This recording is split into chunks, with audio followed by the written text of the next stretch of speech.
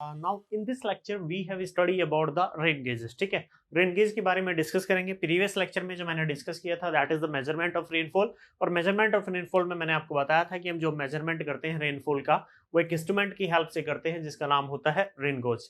ठीक है, rain gauge में मैंने आपको बताया था कि मेरे जो रेन गेज होते हैं वो टू टाइप्स के होते हैं। First one is the non recording rain gauge and second one is recording. ठीक है, तो रेन गेज में फर्स्ट जो हम यहाँ पे पढ़ने वाले हैं that is the non recording rain gauge. Clear my dear? तो जो first type of non rain gauge हम पढ़ेंगे that is non recording rain gauge. Clear है माय डियर? कौन सा रेन गेज पढ़ेंगे यहाँ पे? Non recording rain gauge. ठीक है, चलिए, मैंने जब नॉन रिकॉर्डिंग रेन गेज आपको बताया था तो नॉन रिकॉर्डिंग रेन गेज के अंदर मैंने आपको ये बताया था कि ये रेन गेज मुझे कभी भी कंटिन्यूअस वेरिएशन रेनफॉल का टाइम के साथ नहीं बताते। रेनफॉल कंटिन्यूअस वेरिएशन का मतलब मैंने आपको क्या बताया था वहां पे? कंटिन्यूअस वेरिएशन का मैंने मतलब आपको ये बताया था कि मान लो कि अगर आपको हर एक इंस्टेंट पे रेनफॉल डाटा चाहिए तो वो पॉसिबल नहीं है with the help of non recording rain gauge. क्यों पॉसिबल नहीं है वो आपको इसमें भी आपको खुद पता चल जाएगा कि हम मैनुअली हर एक इंस्टेंट पे रीडिंग क्यों नहीं ले सकते। क्लियर है माय डियर? चलिए देखते हैं। यहाँ पे बोर्ड पे आपको सब कुछ दिख ही रहा होगा, मैंने पूरा थ्योरेटिकल पार्ट इसका रिटर्न लिख दिया है पहले से ही। जो बेटा मेरे नॉन रिकॉर्डिंग रेन गेज होते हैं जनरली टू टाइप्स के होते हैं। कौन कौन से? एक होते हैं मेरे साइमन रेन गेज, और साइमन रेन गेज को ही हम बोलते हैं यूनिवर्सल रेन गेज। ठीक है, साइमन रेन गेज, और इसी का दूसरा नाम क्या है मेरा? यूनिवर्सल गेज भी नाम है। ठीक है, और दूसरे होते हैं मेरे that is Indian standard rain gauge, या फिर इन्हीं को बोलते हैं IS rain gauge. Clear my dear? Non recording में मेरे टू टाइप्स हुए that is Symon rain gauge and second one is of Indian standard rain gauge. Clear है सभी को? जो मेरे साइमन रेन गेज होते हैं that is most commonly use in India. India में जो मेरे most commonly use rain gauge होते हैं that are Symon rain gauge. Clear है माय डियर?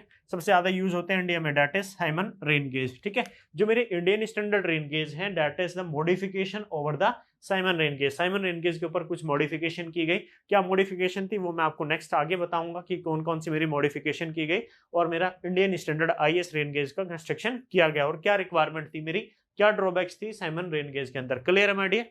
चलिए अब आगे, ये जो आपको फिगर दिख रही है this is the figure of Symon rain gauge. ये जो भी आप फिगर देख रहे हैं ये किसकी फिगर है? साइमन रेन गेज की है। ठीक है, ये एक मेरा साइमन रेन गेज रखा हुआ है किसी फाउंडेशन, एक कंक्रीट ब्लॉक है। कंक्रीट ब्लॉक का size that is 600 mm into 600 mm into 600 mm। This is the size of the concrete block जिसके ऊपर हम क्या रखते हैं, जिसके ऊपर हम अपने रेन गेज को इंस्टॉल करते हैं। ठीक है, ये मेरा रेन गेज था। अब इस रेन गेज का अगर मैं कंस्ट्रक्शन की बात करूं माय डियर, तो टॉप में जो मेरा होता है that is the rim. Rim का क्या फंक्शन होता है? रिम होती है बेटा सर्कुलर। कैसी होती है? एक सर्कुलर होती है नेचर में। यहाँ पे मैंने एक तरह से सेक्शनल व्यू दिखाया है, तो सेक्शनल व्यू में आपको टॉप रिम, ये जो मेरा टॉप पोर्शन है this is the top portion, इसको क्या नाम दिया? रिम। रिम जो होती है वो मेरी सर्कुलर होती है जिसका डायमीटर कितना होता है? That is 127 mm। 127 mm को हम बोल सकते हैं दैट इज 12.7 सेंटीमीटर और अप्रोक्सीमेटली 5 इंचेस बोल सकते हैं। ठीक है, इस रिम का फंक्शन बेटा बेसिकली ये होता है कि ये जो रेन आती है उसको क्या करती है? कलेक्ट करती है। जो रेन रिम होगी वो सबसे पहले क्या करेगी? कैच करेगी किसको? रेन को। ठीक है, अब रिम के बाद जो नीचे ये बना हुआ है मैंने डॉटेड लाइंस में बनाया, दिस इज कॉल्ड फनल। इसको क्या बोलते हैं? फनल। फनल का काम क्या होता है माय डियर? फनल का काम ये होता है कि जो रिम ने, सर्कुलर रिम है जिसने जो भी रेन वहां से कलेक्ट की है उसको स्मूथली क्या करे? रेन गेज के अंदर क्या कर दे? डिस्चार्ज कर दे। क्लियर है माय डियर? रिम का फंक्शन क्या था? रिम का फंक्शन ये था कि वो रेन को कैच कर रही है, उसके बाद फनल, फनल क्या कर रही है? फनल उस कलेक्टेड रेन को या डिस्चार्ज को स्मूथली क्या कर रही है? डिस्चार्ज कर रही है कलेक्टिंग बोतल के अंदर। इस मेरे रेन गेज के अंदर एक कलेक्टिंग बोतल होती है। दिस इज द कलेक्टिंग बोतल, आपको दिख रही होगी। ये मेरी कलेक्टिंग बोतल है, इसमें कुछ मेरा वाटर भी है and this is the capacity 1 litre to 1 litre जो इसमें लिखा हुआ है that is 1 litre to 2 litre. This is the capacity of this collecting बोतल। इस कलेक्टिंग बोतल की जो मेरी कैपेसिटी है वो कितनी है? That is 1 litre to 2 litre, यानी कि इस बोतल के अंदर मेरा 1 लीटर से 2 लीटर ही वाटर आ सकता है। इसके अलावा इसमें इससे ज्यादा वाटर नहीं आ सकता। क्लियर है? इसमें जो बने होते हैं मेरी कलेक्टिंग बोतल में मेरे माय डियर, इसमें मेरे कुछ ग्रेजुएशंस बनी होती है, यहाँ पे कुछ मार्किंग बनी होती है। ठीक है, ये मेरे कुछ मार्किंग बनी होती है। ठीक है, यहाँ इस मार्किंग पे मेरे कुछ डेप्थ होती है। डेप्थ इन द सेंस मान लीजिए कि दिस इज द 20 mm, ये मेरी कुछ डेप्थ होगी। This is 20 mm, this is 40 mm depth, this is 60 mm depth and this is up to 80 mm depth. इसी तरह से मेरी कुछ मार्किंग होती है। क्लियर है माय डियर? अब मान लो कि मेरा रेनफॉल की वजह से वाटर यहाँ पे कुछ इस लेवल पे था, जो मेरा वाटर लेवल था वो कुछ इस लेवल पे था। इस लेवल का मतलब है कि वाटर केवल इस लेवल तक भरा है, और ये लेवल किसको रिप्रेजेंट करता है my dear, that is of 40 mm। That means इस वाटर में जो वॉल्यूम ऑफ वाटर है वो कितनी डेप्थ तक आया है, केवल 40 mm तक। क्लियर है। 40 mm के कोरस्पॉन्डिंग में लीटर में, यहाँ पे कुछ लीटर में भी मार्किंग बनी होती है मेरी, तो मान लीजिए यहाँ पे मेरा आया that is of 1.2 litre water. 40 mm के कोरस्पॉन्डिंग यहाँ पे मान लो कि मेरे कुछ मार्किंग भी बनी हुई थी, और ये जो मार्किंग लेवल है वो 1.2 लीटर को रिप्रेजेंट करता है। ठीक है, ऑब्वियस सी बात है, जब कुछ डेप्थ तक होगा वॉल्यूम तो मैं निकाल सकता हूँ, सरफेस एरिया मेरे को पता है और डेप्थ पता है, तो मैं वहां से वॉल्यूम कैलकुलेट कर सकता हूँ। अब मेरे को वॉल्यूम पता है, वॉल्यूम पता है, इसका सरफेस एरिया पता है, तो मैं यहाँ से माय डियर क्या निकाल सकता हूँ, डेप्थ ऑफ रेनफॉल। क्या निकाल सकता हूँ, डेप्थ ऑफ रेनफॉल। बॉटम पे फॉर्मूला भी लिखा हुआ है मैंने, volume of water collected by the gauge, कि गेज ने कितना वॉल्यूम ऑफ वाटर कलेक्ट किया है। क्लियर है। अब इसने कितना वॉल्यूम वाटर कलेक्ट किया, मान ले दैट इज 1.2 लीटर। 1.2 लीटर किया था, इसको मैं मीटर क्यूब में चेंज कर दूंगा, इंटू 10 की power -3 divided by cross sectional area of the collector. Collector का क्रॉस सेक्शनल एरिया कितना था, ठीक है, उसको एरिया से डिवाइड कर दूंगा, तो यहाँ से मेरा क्या जाएगा, रेनफॉल, या तो मैं सेंटीमीटर में मेजर करूंगा या फिर mm में मेजर करूंगा। मान लो कि मेरा ये 10 सेंटीमीटर आया, तो मैं क्या बोलूंगा कि इस रीजन के अंदर मेरे जो रेनफॉल हुआ है वो कितना हुआ है, 10 सेंटीमीटर हुआ है। क्लियर है। ये तो रही थी बात वर्किंग की बात। ठीक है, एक और बात जो आपके ऑब्जेक्टिव में क्वेश्चन पूछते हैं कि ये जो मेरा साइमन रेन गेज होता है, सर्कुलर होगा नेचर में, डायमीटर 127 mm होता है, दैट इज 127 mm। ये आपको पॉइंट याद रखना है। दूसरी बात क्या रखनी, जो ये कंटेनर बना होता है साइमन रेन के अंदर, इस गेज के अंदर ये जो कंटेनर बना होगा दैट इज ऑफ मेटल। वो किसका बना होता है, मेटल। और मेटल में आपको माय डियर एक प्रॉब्लम होती है, that is the corrosion problem. ठीक है, तो एक मेरे जो प्रॉब्लम यहाँ पे कोरोजन की है, तो प्रॉब्लम से आपको नहीं जाना, किसका बना होता है, मेटल का बना होता है। फनल, फनल का फंक्शन मैंने क्या बताया, फनल का फंक्शन ये है कि रिम से उसने जो भी वाटर को कलेक्ट किया उसको स्मूथली डिस्चार्ज किसके अंदर करता है, कलेक्टिंग बोतल के अंदर। दिस इज द कलेक्टिंग बोतल, और इस कलेक्टिंग बोतल में ही मेरा वाटर कलेक्ट होता है। क्लियर है। चलिए, अब दूसरी बात आपसे क्या पूछ सकते हैं यहाँ पे, कि जो रिम की हाइट होती है अबव द ग्राउंड लेवल कितनी होती है। तो ये मेरा ग्राउंड लेवल हो गया, ये मेरा जो फाउंडेशन है कंक्रीट ब्लॉक का, इसका कुछ पार्ट मेरा ग्राउंड के बिलो होता है और कुछ पार्ट ग्राउंड के ऊपर होता है। ठीक है, तो जो मेरे रिम की हाइट होगी above the ground level, ground level से जो रिम की हाइट होती है दैट इज ऑफ 305 mm। क्लियर है। ये पॉइंट आपको याद रखना है, ये आपके एग्जामिनेशन में पूछता है कि what is the height of the rim above the ground level. तो ग्राउंड लेवल से इसकी हाइट कितनी है, that is 305 mm। First point ये याद रखना है। दूसरी हाइट आपको क्या याद रखनी है कि what is the height of the rim above the foundation level. ठीक है, या फिर बोल सकते हैं कि अबव द कंक्रीट ब्लॉक के टॉप लेवल से इसकी हाइट कितनी होगी, that is 203 plus 25.4 plus 25.4 mm। ये सारे ऐड कर दूंगा, 203 प्लस 25.4 प्लस 25.4। दूसरी तीसरी बात आपसे क्या पूछ सकता है कि व्हाट इज द डेप्थ, जो मेरी रिम होती है उसकी डेप्थ कितनी होती है, दैट इज 25.4 mm। क्लियर है माय डियर। तो ये था मेरा कुछ बेसिक डिटेल किसके बारे में, साइमन रेन गेज के बारे में। मेजरमेंट कैसे करते हैं रेनफॉल का, जैसे मैंने प्रीवियस लेक्चर में बताया था कि भाई मेरा 10 सेंटीमीटर रेनफॉल है, कैसे आता है वो, इसमें कितना वॉल्यूम कलेक्ट हुआ, divide by cross sectional area of the collector, divide by वो दोनों को वॉल्यूम डिवाइड बाय एरिया करने से क्या आ जाएगा, मेरा डेप्थ आ जाएगी, और जो भी डेप्थ आएगी वही मेरा क्या हो जाएगा, रेनफॉल हो जाएगा। क्लियर है। इसमें एक और बात, जो मेरे साइमन रेन गेज होते हैं माय डियर, वो एक टाइम पे केवल 100 to 175 mm रेनफॉल ही मेजर कर पाते हैं। मतलब क्या है, 100 to 175 mm का मतलब हुआ 10 से लेके 10 टू लेके 17.5 सेंटीमीटर, यानी कि 10 से 17.5 सेंटीमीटर ही रेनफॉल ये एक वक्त में कैलकुलेट कर सकते हैं, इसके बियॉन्ड ये कैलकुलेट नहीं कर सकते। क्लियर है। चलिए, अब होता है मैंने कुछ यहाँ पे पॉइंट्स भी आपको लिखे हुए हैं 1 by 1। तो फर्स्ट पॉइंट मैंने वहां पे, जैसे मैंने आपको बताया था कि जो मोस्ट कॉमनली, जो मेरा सबसे इंडिया में जो मोस्ट कॉमनली हम रेन गेज यूज करते हैं नॉन रिकॉर्डिंग के अंदर, वो कौन से होते हैं, मेरे साइमन्स रेन गेज। क्लियर है। ये पॉइंट आपको याद रखना। दूसरा, वो मैंने डिस्कस कर ही चुका हूं, पे लिखा है consist of a circular area of circular collecting area of diameter 127 mm, वो हम डिस्कस कर चुके हैं। ये जो रिम है ग्राउंड लेवल से कितनी हाइट पे इंस्टॉल होती है, दैट इज 305 mm। ये भी हम पॉइंट डिस्कस कर चुके हैं। फर्स्ट पॉइंट डिस्कस कर लिया हमने, सेकंड कर लिया, and the third point we have discuss already. तीसरा फंक्शन, तीसरा पॉइंट वही लिखा है कि जो फनल का फंक्शन होता है, फनल का बेटा फंक्शन ये होता है कि जो इस रिम ने जितना भी रेन वाटर कलेक्ट किया उसको स्मूथली क्या करे, कलेक्टिंग बोतल, इस कलेक्टिंग बोतल के अंदर स्मूथली उसको डिस्चार्ज कर दे। फोर्थ पॉइंट ये था, ये भी मैंने ऑलरेडी डिस्कस किया हुआ है। क्लियर है माय डियर। तो इस फोर्थ पॉइंट क्या है, मैंने आपको एक और बात बताई थी अपने प्रीवियस लेक्चर में। मैंने आपको ये बताया था कि जितनी भी रीडिंग लेते हैं, जो लास्ट रीडिंग होती है वो 8:30 AM पे होती है according to the Indian standard time. Indian standard time के अकॉर्डिंग मैं जब भी रेन गेज से डाटा लूंगा तो बेटा सुबह मॉर्निंग में 8:30 AM पे लेता हूँ, सुबह 8:30 बजे लेता हूँ, और वही उसकी लास्ट रीडिंग होती है। मान लो कि आपको किसी डेट की मैं बात करूँ, डेट इज आपने कोई भी डेट ले ली, मान लो कि 2 जनवरी का आप रेनफॉल डाटा देख रहे हैं। 2 जनवरी को आपको बताना है कि रेन कितना हुआ। तो 2 जनवरी की मॉर्निंग में यानी कि 8:30 AM, 2 जनवरी को 8:30 AM पे आपकी जो भी रीडिंग आएगी, वही क्या होगी, उस दिन का रेनफॉल हो जाएगा। वही क्या हो जाएगा, उस दिन का रेनफॉल हो जाएगा। लेकिन माय डियर इसमें एक प्रॉब्लम है, ये जो रेन गेज है ये तो केवल 100 से लेके 175 mm रेनफॉल ही मेजर करता है। लेकिन जब रेनफॉल होगा तो ये सोच के थोड़ी ना आएगी कि भाई मुझे तो मेरा रेन गेज इतने ही साइज का लगा है तो मुझे इतना ही रेनफॉल होना है। हो सकता है रेनफॉल इससे भी कम और हो सकता है रेनफॉल बहुत ही ज्यादा हो जाए। मान लीजिए कि मेरा रेनफॉल 500 mm हो गया, रेनफॉल थोड़ा ज्यादा हो गया, और ये उस कैपेसिटी, ये जो मेरी कलेक्टिंग बोतल थी बार बार भर जा रही थी, ठीक है, यानी कि टोटल ऊपर तक फिलअप हो जा रही थी। तो उस कंडीशन में माय डियर मैं क्या करूंगा कि इस बोतल में मान लो कि एक बार मेरी फुल्ली फिल हो गई है, और फिल होने के बाद इसमें मान लो कि 150 mm कोई वाटर लेवल था, तो मैं क्या करूंगा, इस कलेक्टिंग बोतल को बाहर निकालूंगा, वाटर को डिस्चार्ज करूंगा, बाहर फेंक दूंगा, अगेन फिर से इंस्टॉल करूंगा और एक रीडिंग नोट कर लूंगा। मान लो कि भाई मैंने फर्स्ट टाइम रीडिंग ली, और फर्स्ट टाइम रीडिंग लेने के बाद यहाँ पे नाउ फर्स्ट टाइम मैंने रीडिंग ली और मेरी जो रीडिंग आई डेट इज ऑफ 150 mm। कितनी आई, 150 mm, ठीक है। थोड़ी बार फिर मैंने कुछ टाइम बाद देखा, कुछ टाइम के बाद मैंने फिर से नोट किया कि मेरी कलेक्टिंग बोतल फिर से भरने लगी है। मैंने फिर क्या किया, इस कलेक्टिंग बोतल को बाहर निकाला, वाटर को डिस्चार्ज कर दिया और फिर से रीडिंग ले ली, और जो सेकंड टाइम मेरी रीडिंग थी वो थी that is my dear that is 100 mm। क्लियर है।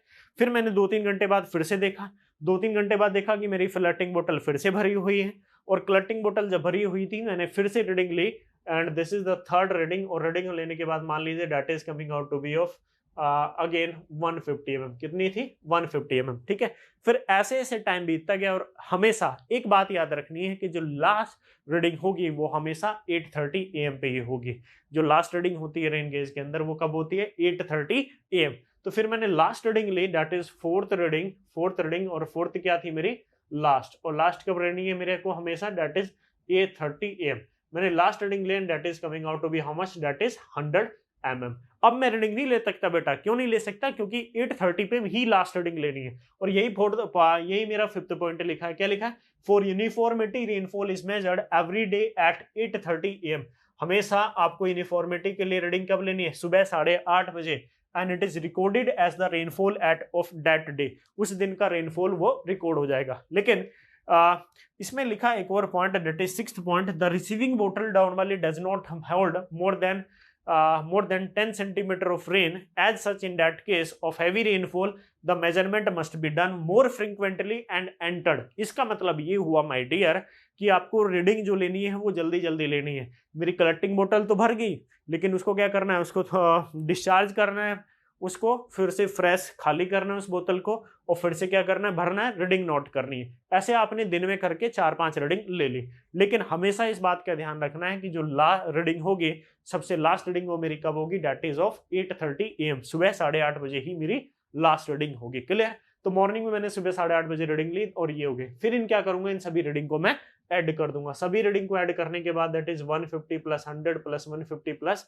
100, तो कितना हुआ, 300, 200, 500। Now it is coming out to be 500 mm। कितना रेनफॉल हो गया टोटल मेरा, दैट इज 500 mm। ये जो टोटल रेनफॉल हुआ मेरा 500 mm, this is the rainfall of that day.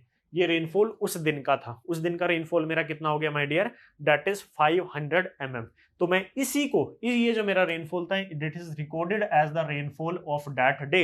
उस दिन का ये रेनफॉल होगा, इसी को मैं क्या मानूंगा कि आज मेरी कितनी रेनफॉल हुआ है, that is of 500 mm। 500 mm बोल लीजिए या 50 सेंटीमीटर बोल लीजिए। क्लियर है माय डियर। चलिए नाउ लास्ट पॉइंट इसमें लिखा है, यही लिखा है लास्ट पॉइंट कि however the last reading must be taken at 8:30 AM। हमेशा लास्ट रीडिंग में कब लूंगा, 8:30 AM पे लूंगा। And the sum of the previous reading in the last 24 hour last 24 hour कौन से हैं? जो प्रीवियस डे का मॉर्निंग का 8:30 AM था और जो आज के दिन का मॉर्निंग का 8:30 AM है, ये मेरे प्रीवियस 24 आवर होंगे। मैं अपनी मर्जी से डिसाइड नहीं करूंगा 24 आवर। पिछले दिन का जो मेरा 8:30 AM था और आज का जो मेरा 8:30 AM है, दोनों के बीच का जो टाइम इंटरवल है दैट इज कितना है 24 आवर, वही मेरा रेनफॉल है आज का। And the sum of the previous reading in the last 24 hour entered as the total of that day, यानी कि पिछले 24 घंटे में जो भी रेनफॉल हुआ वही क्या मेरा होगा रेनफॉल ऑफ दैट डे, उस दिन का रेनफॉल हो जाएगा। क्लियर है माय डियर, समझ में आया? चलिए नाउ लास्ट पॉइंट जो आपके एग्जामिनेशन में पूछ सकता है कि इस रेन गेज का जो मेरा साइमन रेन गेज होता है उसका डिटेल ऑफ इंस्टॉलेशन का मतलब क्या क्या मुझे कोडल प्रोविजन फॉलो कर रहे हैं, क्या स्टैंडर्ड्स हैं फॉलो इसको इंस्टॉल करते वक्त, और इसका मेजरमेंट ऑफ रेनफॉल जो मैंने आपको बताया कि रेनफॉल का मेजरमेंट करते हैं वो एक इंडियन स्टैंडर्ड कोड के अकॉर्डिंग करते हैं, और इंडियन स्टैंडर्ड कोड कौन सा है मेरा, that is IS 4986 1968।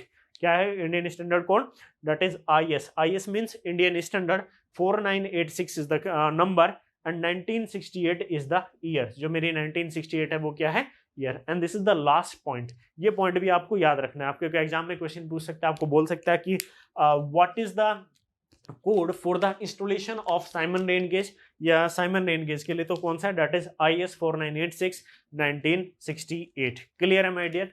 Hopefully this is the, आपको समझ आया होगा होपफुली ये सारा। तो बेटा ये था मेरा डिस्कशन किसके बारे में, साइमन्स रेन गेज के बारे में। अब बेटा मैंने जैसे भी एक एक पॉइंट आपको बताया, एक एक पॉइंट नोट किया हुआ है, वैसे ही आपको नोट करना है। आपको ये फिगर भी बनानी है अपनी कॉपी में, अगर आपको प्रॉपर नोट्स बनाने हैं, फिगर बनानी है, ये जैसे मैंने प्रॉपर लिखा हो वैसे, ठीक है। दूसरी बात कि जैसे मैंने आपको ये बताया था कि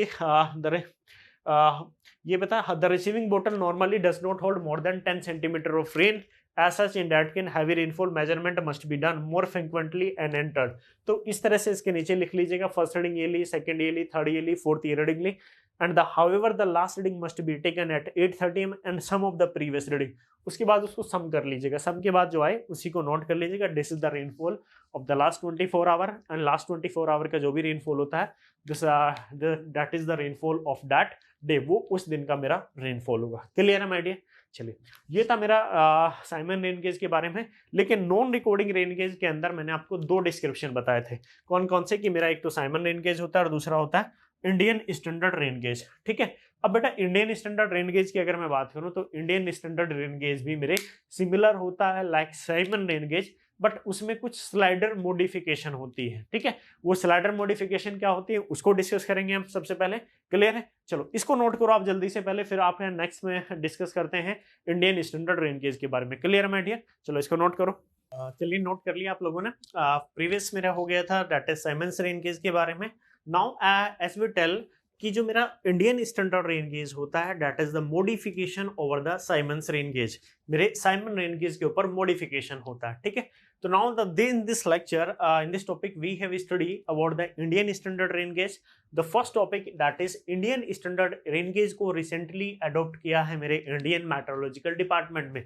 इंडियन मेट्रोलॉजिकल डिपार्टमेंट रिसेंटली ने इसको यूज किया है कुछ मॉडिफिकेशन करके, और मॉडिफिकेशन किसके ऊपर किया उसने, साइमन्स रेन गेज के ऊपर। क्लियर है माय डियर? एक और बात माय डियर मैं आपको बता दूं कि हाइड्रोलॉजी में मेरी जितनी भी मेरे डाटा होते हैं, data according to the Indian metrological department, जो मेरा फाइनल आंसर होगा, मेरा कुछ भी अगर मान लो डाटा में मिसमैच होता है तो, लेकिन फाइनल आंसर जो होगा that is not according to the book, that is according to the Indian metrological department. Indian metrological department IMD short form में, मैं इसी की रिकमेंडेशन को फॉलो करूंगा। क्लियर है माय डियर? चलिए अब उसने जो मेरा IMD था इंडियन मेट्रोलॉजिकल डिपार्टमेंट, उसने कुछ मॉडिफिकेशंस की साइमन रेन गेज के अंदर। क्या थी वो मेरी मॉडिफिकेशन, उसको देख लेते हैं। सबसे पहली मॉडिफिकेशन थी माय डियर, ये मैंने लिखा हुआ है improvement over the Symon rain gauge. IS का मतलब होता है माय डियर यहाँ पे that is Indian standard, IS means Indian standard. Clear? IN mean Indian standard. Clear है सभी को? चलिए अब improvement over the Symon rain gauge, सबसे पहला पॉइंट याद रखना है, ऑब्जेक्टिव में पूछ सकता है कि Indian standard rain gauge is, एक ऑप्शन उसमें ये भी हो सकता है कि it is an improvement over the Symons rain gauge. क्या थी इंप्रूवमेंट? सबसे पहले इंप्रूवमेंट थी कि मेरी जो क्रॉस सेक्शनल एरिया था, या जो कलेक्टर एरिया था, जो वाटर को, रेनफॉल वाटर को क्या कर रहा था, रिसीव कर रहा था। ठीक है, अगर मैं साइमन रेन गेज की बात करूं माय डियर, तो साइमन रेन गेज के अंदर उसका जो डायमीटर हुआ करता था दैट इज अप्रोक्सीमेटली, आपको भी पता है, दैट इज 127 mm। क्लियर है, 127 mm बोल लीजिए, और या इसी को मैं बोल सकता हूँ दैट इज 12.7 सेंटीमीटर। इतना ही था उसका क्रॉस सेक्शनल एरिया का डायमीटर जो था। अगर मैं एरिया निकालूं तो that is coming out to be π/4 into 12.7, चूंकि सर्कुलर है और सर्कुलर का एरिया निकालना है ना मेरे को, तो सर्कुलर का एरिया जो था माय डियर π/4 इंटू 12.7 का square, it is coming out to be how much, that is 126.67 centimetre square, और अप्रोक्सीमेटली 127 सेंटीमीटर स्क्वायर। जो अप्रोक्सीमेट एरिया आता है वो कितना है आपका, 127 सेंटीमीटर स्क्वायर। क्लियर है माय डियर। लेकिन उसका क्रॉस सेक्शनल एरिया कलेक्टर का मैंने इंक्रीज किया और इंक्रीज करके कितना कर दिया, अप टू 200 सेंटीमीटर स्क्वायर। कितना होता है, that is the cross sectional area of the collector is 100 to 200 centimetre square. Clear है माय डियर। मैंने इसको इंक्रीज कर दिया। इंक्रीज क्या किया, अगर बेटा मेरा एरिया, जो मेरा एरिया है जिससे वो रेनफॉल को रिसीव कर रहा है, उसका एरिया जितना कम होगा तो एक्यूरेसी मेरी कम आएगी। क्यों आएगी माय डियर एक्यूरेसी कम, क्योंकि वो कम रेनफॉल को कैच कर पाएगा। जितना बड़ा मेरा एरिया होगा वो उतनी ज्यादा रेनफॉल को कैच कर पाएगा, और मेरा डाटा उतना ही क्या होगा, वहां पे स्मूथ होगा, और मेरे डाटा में एक्यूरेसी उतनी ही आएगी। क्लियर है माय डियर। दूसरी प्रॉब्लम, जो मेरा साइमन रेन गेज था, साइमन रेन गेज के अंदर जो मेरी मोस्ट कॉमन प्रॉब्लम थी कि वो एक टाइम पे केवल 100 से लेके 175 mm रेनफॉल ही मेजर करता था। 100 से लेके 175। प्रॉब्लम क्या है उस चीज में, प्रॉब्लम ये है कि अगर मान लो हैवी रेनफॉल हो जाए, अगर हैवी रेनफॉल का सिचुएशन होगा तो मुझे क्या लेनी पड़ेगी, मुझे मेरा जो कंटेनर था, जो वेसल्स था, कलेक्टिंग बोतल थी, वो क्या होगी, बार बार फिलअप हो जाएगी। उसको मुझे क्या करना पड़ेगा, उसको बार बार वाटर को ड्रॉ करना पड़ेगा, बाहर निकालना पड़ेगा, और रीडिंग बार बार लेनी पड़ेगी। क्लियर है। तो ऐसा करने में मेरा कुछ टाइम लॉस्ट हो सकता है मेरे कुछ डाटा में क्या है, इनएक्यूरेसी भी आ जाए। तो उस प्रॉब्लम को भी दूर किया इंडियन स्टैंडर्ड रेंज के अंदर। उसने जो रिसीविंग कैपेसिटी थी उसको इंक्रीज, जो मेरा साइमन रेन गेज था उसकी रिसीविंग कैपेसिटी हुआ करती थी 1 लीटर से लेके 2 लीटर तक ही वाटर कलेक्ट कर पाता था। लेकिन इंडियन स्टैंडर्ड रेन गेज की जो रिसीविंग कैपेसिटी हुई that is 2 litre to 10 litre, up to 10 litre तक इसकी रिसीविंग कैपेसिटी हो सकती है। यानी कि हैवी रेनफॉल की कंडीशन में भी माय डियर ये मेरा काम कर जाएगा, मुझे फ्रीक्वेंटली रीडिंग लेने की रिक्वायरमेंट नहीं है। क्लियर है। नाउ तीसरा मैंने आपको बताया था कि जो उसका कंटेनर बना था, जो साइमन्स रेन गेज थी उसकी जो कंटेनर बनी थी वो मेटल की थी, और मेटल के साथ माय डियर मेरी एक प्रॉब्लम है, मेटल में कोरोजन की प्रॉब्लम होती है। यानी कि कोरोजन की अगर प्रॉब्लम होगी तो मेरा जो रेन गेज है वो बहुत ही जल्दी, यानी कि फ्रिक्वेंटली क्या होने लगेगा, खराब होने लगे, मुझे जल्दी क्या करने पड़ेंगे, रिप्लेस करने पड़ेंगे। लेकिन इसी प्रॉब्लम को दूर किया मेरे इंडियन स्टैंडर्ड रेन गेज में, इंडियन मेटलर्जिकल डिपार्टमेंट ने, उसने मेटल कंटेनर को रिप्लेस कर दिया fibre glass reinforce polyester, FRP container से। ठीक है, शॉर्ट में बोलते हैं FRP, fibre glass reinforce polyester. ठीक है, इसकी प्रॉपर्टी क्या थी कि बेटा इसमें कोई कोरोजन की प्रॉब्लम नहीं थी। जब कोरोजन की प्रॉब्लम नहीं होगी माय डियर तो मुझे इस रेन गेज को बार बार रिप्लेस करने की रिक्वायरमेंट नहीं पड़ेगी। क्लियर है my dear. Now fourth point, measure 100 से लेके 1000 mm रेनफॉल, ये मैं ऑलरेडी डिस्कस कर चुका हूं। जो मेरा साइमन रेन गेज था, साइमन रेन गेज केवल आपको एक टाइम पे 100 से लेके 175 mm रेनफॉल ही मेजर कर पाता था। मुझे फ्रीक्वेंट रीडिंग लेनी पड़ती थी और उस रीडिंग को क्या करना पड़ता था, ऐड करना पड़ता था। लेकिन जो मेरा साइमन रेन गेज है दैट इज फोर्थ पॉइंट, वो 100 mm से लेके 1000 mm रेनफॉल एक टाइम में मेजर कर सकता है। तो यही है मेरा fourth point, measure 100 mm to 1000 mm rainfall at a time. ठीक है, तो इसका मतलब मेरे को इसमें रीडिंग लेने का बार बार कोई प्रॉब्लम नहीं है। क्लियर है my dear. Now fifth point है नो मोर ओवर इस सेम ही है। क्यों सेम है, क्योंकि हम साइमन रेन गेज के अंदर भी जो लास्ट रीडिंग होती थी वो 8:30 AM according to the Indian standard time, Indian standard time के अकॉर्डिंग सुबह 8:30 बजे लेते थे। और इसमें भी हम ऐसा ही करते हैं, जो मेरा इंडियन स्टैंडर्ड रेन गेज है उसमें भी according to the Indian standard time IST के अकॉर्डिंग सुबह मॉर्निंग में 8:30 AM पेमेंट आपने लास्ट रीडिंग लेता हूं। क्लियर है। चलो सिक्स्थ पॉइंट, जो डिटेल ऑफ इंस्टॉलेशन होगा या फिर related to the measurement of rainfall कैसे करते हैं, is according to the Indian standard IS 52259 1969, इस कोड के अकॉर्डिंग होगा। क्लियर है। ठीक है, दोनों के लिए मेरे कोड अलग अलग है। मेरा जो साइमन रेन गेज था उसके लिए कोड अलग था, लेकिन इंडियन स्टैंडर्ड कोड के अकॉर्डिंग मेरा कौन सा कोड होगा, that is Indian standard IS 5225 1969 codal provision आपको याद रखना है। क्लियर है माय डियर। अब एक और प्रॉब्लम थी माय डियर कि मैंने आपको बताया था कि रीडिंग मैनुअली लेनी पड़ती। मैनुअली क्यों लेनी पड़ती है कि जो क्लॉटिंग बोतल आई, क्लॉटिंग बोतल में मेरा वाटर कलेक्ट हो गया, वाटर कलेक्ट हो गया, उसने आपको बता दिया कि इतना वॉल्यूम ऑफ वाटर कलेक्ट हुआ है, उसको एरिया से डिवाइड कर दिया मैंने, cross section area of the collector, वहां से डेप्थ ऑफ वाटर आ गया, और वही डेप्थ ऑफ वाटर क्या थी, उस स्टेशन पे डेप्थ ऑफ रेनफॉल थी। क्लियर है। यानी कि माय डियर मुझे वहां पे क्या रखना पड़ेगा, एक अटेंडेंट को रखना पड़ेगा परमानेंट, जो वहां पे उस रेन गेज से क्या ले सके, रीडिंग ले सके। ऐसे ही तो करना पड़ेगा, ऑटोमेटिक तो अपने आप रीडिंग लेगा नहीं वो। भाई आपको देखना पड़ेगा कि कलेक्टिंग बोतल में मेरा इतनी आज रीडिंग है, इतना वॉल्यूम ऑफ वाटर उसने कलेक्ट किया है, वॉल्यूम वाटर पता है, एरिया पता है, डिवाइड कर दिया, वहां से डेप्थ ऑफ वाटर निकाल लिया, यानी कि आपको रेनफॉल का पता चल गया। क्लियर है। अब उसमें प्रॉब्लम क्या थी, मान लो कि मेरी कुछ ऐसी लोकेशन है, रिमोट लोकेशन है या इनएसेसिबल पॉइंट है। इनएसेसिबल पॉइंट वो होते हैं जहां पे पहुंचना बहुत ही डिफिकल्ट होता है या रीडिंग लेना पॉसिबल नहीं है। तो उन लोकेशन पे माय डियर मेरे ये रेन गेज, जो मेरे नॉन रिकॉर्डिंग रेन गेज हैं जिसमें मुझे मैनुअल रीडिंग लेना पड़ता है, इनएसेसिबल पॉइंट पे या रिमोट लोकेशन के जो पॉइंट होंगे वहां पे रेनफॉल को मैनुअल रीडिंग लेना पॉसिबल नहीं है। मैनुअल मतलब मैं हो सकता है एक हफ्ते में एक बार ले लूं या महीने में ले लूं, ठीक है, या ऐसा कभी वहां पॉसिबल नहीं है कि आप दिन में 3 से 4 बार रीडिंग ले रहे हैं या फिर आप कुछ कुछ थोड़े थोड़े इंटरवल के बाद रीडिंग ले रहे हैं। तो ऐसी जगह पे मेरे my dear Simon rain gauge या इंडियन स्टैंडर्ड रेन गेज को इंस्टॉल नहीं करते। क्यों? क्योंकि वहां मैंने किसका, मुझे फ्रीक्वेंट रीडिंग लेनी पड़ती है, और फ्रीक्वेंट रीडिंग लेना इनएसेसिबल या रिमोट लोकेशन के पॉइंट पे पॉसिबल नहीं है। ठीक है, तो ये थी मेरी ड्रॉबैक्स। किसकी मेजर ड्रॉबैक थी मेरी, जो नॉन रिकॉर्डिंग रेन गेज थे। ठीक है, इस प्रॉब्लम को दूर किया मेरे रिकॉर्डिंग रेन गेज के अंदर, और रिकॉर्डिंग रेन गेज से हम इनएसेसिबल पॉइंट पे इनएसेसिबल लोकेशन पे मेरा रेन गेज हो, रिमोट लोकेशन पे मेरा रेन गेज हो, मैं रीडिंग वहां पे ले सकता हूँ। ठीक है, उसमें भी टाइप्स होते हैं, वो सब हम यहाँ पे देखेंगे। और जो वर्किंग थी, वर्किंग मैंने बताया था कि उसमें एक ग्राफ जनरेट होता है जो मेरे रिकॉर्डिंग रेन गेज होता है, टोटल रेनफॉल वर्सेस टाइम। वो मैं प्रीवियस लेक्चर में आपको ऑलरेडी डिस्कस कर चुका हूँ, कैसे हम डाटा से ग्राफ से स्टडी करते हैं, रेनफॉल इंटेंसिटी, टोटल रेनफॉल, सब बारा क्लियर है उतना। चलिए इतना नोट कीजिए, फिर आगे चलते हैं नेक्स्ट रिकॉर्डिंग रेन गेज की तरफ। इसको नोट कीजिए जल्दी से।